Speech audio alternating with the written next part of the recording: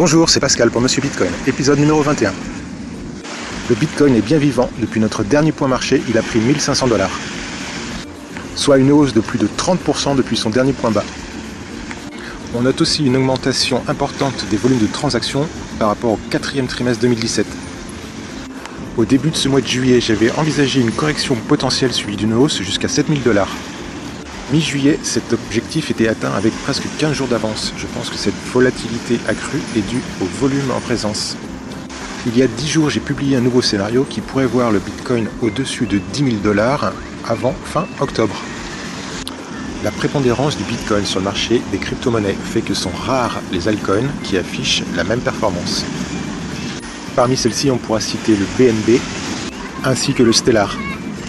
Cette situation impacte notre portefeuille de démonstration qui sous-performe et affiche une perte de 11%. Depuis notre dernier point marché, nous avons retiré HR de notre portefeuille de démonstration. Et nous avons ajouté Mana, le Stellar, BNB et Ethereum, ainsi que Aeternity et Monaco.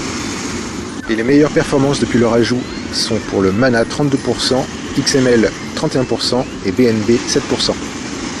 Je te rappelle que si toi aussi tu souhaites rentrer sur le marché des crypto-monnaies, je te propose une formation pour t'accompagner. Tous les liens sont dans la description de cette vidéo.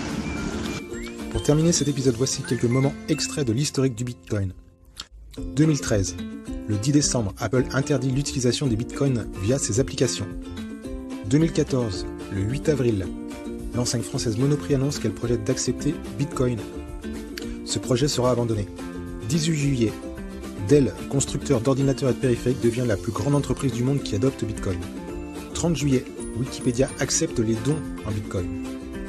23 septembre, PayPal permet aux marchands de biens numériques d'Amérique du Nord de son réseau d'accepter les paiements en Bitcoin. 11 décembre, Microsoft accepte les paiements en Bitcoin sur ses plateformes de vente aux États-Unis.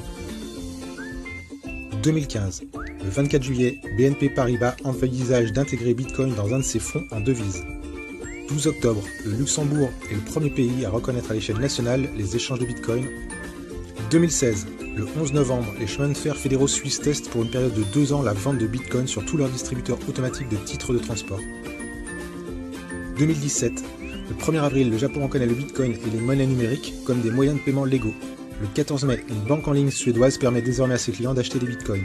Et enfin, le 10 octobre, le ministère de l'économie et des finances de France répertorie Bitcoin dans sa liste des moyens de paiement alternatifs. Voilà, c'est tout pour aujourd'hui. Dans le prochain épisode, nous verrons la différence entre un achat au prix du marché et un achat au prix limité. En attendant, tu peux t'abonner pour recevoir mes prochaines publications, laisser un commentaire ou partager ce contenu avec ton cercle d'amis. Happy Trading!